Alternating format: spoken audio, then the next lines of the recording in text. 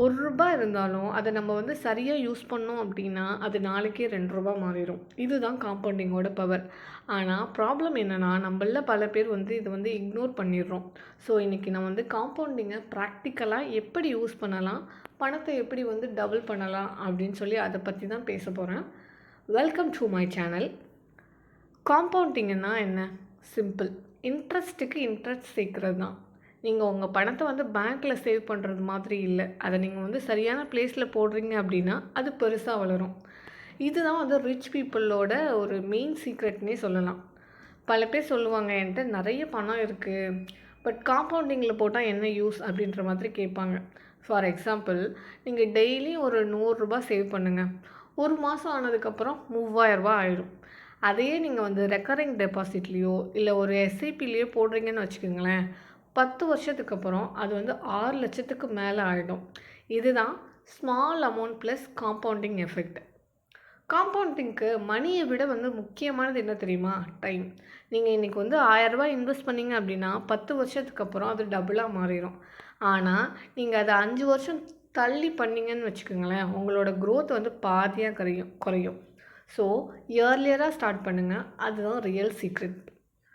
நீங்க ஒரு xerox shop போறீங்கன்னு வச்சுப்போம். பில் வந்து ரூ. 40. ஆனா, உங்ககிட்ட ரூ. 50 நோட்டு தான் இருக்கு. ஓனர் சொல்றாரு, ரூ. 10 பேலன்ஸ் இல்ல. நெக்ஸ்ட் டைம் கொடுங்க அப்படின்னு சொல்லி சொல்றாரு. நம்பள்ல சில பேர் என்ன சொல்லுவோம், ஓகே சரி பார்த்துக்கலாம் அப்படின்னு சொல்லிட்டு இக்னோர் பண்ணிட்டு போயிடுவோம். அந்த ரூ. 10வோட இம்பார்ட்டன்ஸ் தெரியாம பண்ணிடுறோம். ஆனா, அதே ரூ. 10 நீங்க ஒரு பிக்கி பேங்க்லயோ, இல்ல ஒரு சேவிங்ஸ்லயோ போடுறீங்கன்னு வச்சுக்கோங்களேன், அது இன்ட்ரெஸ்ட்டுக்கு இன்ட்ரெஸ்ட் சேர்த்து 5 வருஷம் கழிச்சு ரூ. 20வோ, ரூ. 30வோ ஆயிடும். அதனால தான் சொல்றேன், சின்ன அமௌண்ட்டு தான் அப்படின்னு சொல்லிட்டு வேஸ்ட் பண்ணாம கலெக்ட் பண்ணுங்க. அதுதான் காம்பவுண்ட் ஆகி பெருசா மாறும்.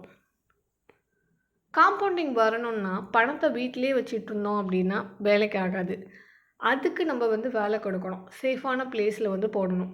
பேங்க்லயோ, அதாவது ஆர்டிலயோ, இல்ல எஃப்டிலயோ, இல்ல மியூச்சுவல் ஃபண்ட்லயோ, அந்த மாதிரி நீங்க போட்டீங்க அப்படின்னா, உங்களுக்கு ஒரு குரோத் வரும். நீங்க தினமும் ரூ. 50வோ இல்ல ரூ. 100வோ சேவ் பண்ணாலும், அத இந்த மாதிரி இடத்துல போடுங்க. 10 டூ 15 வருஷத்துக்கு கழிச்சு அது வந்து டபுளா மட்டும் இல்ல, பல மடங்கு ஆகும். இதுதான் காம்பவுண்டிங்கோட பவர். ஸோ, ஃபைனலா என்ன சொல்ல வரேன் அப்படின்னா, காம்பவுண்டிங்க அண்டர் எஸ்டிமேட் பண்ணாதீங்க. பணம் டபுள் ஆகணும் அப்படின்னா, பெருசா சம்பளம் வேணாம், பெருசா பிஸ்னஸும் வேணாம். சரியான இடத்துல, சரியான நேரத்துல வந்துட்டு ஸ்டார்ட் பண்ணுங்க போதும். இந்த மாதிரி வீடியோஸ்க்கு keep in touch. Thank you.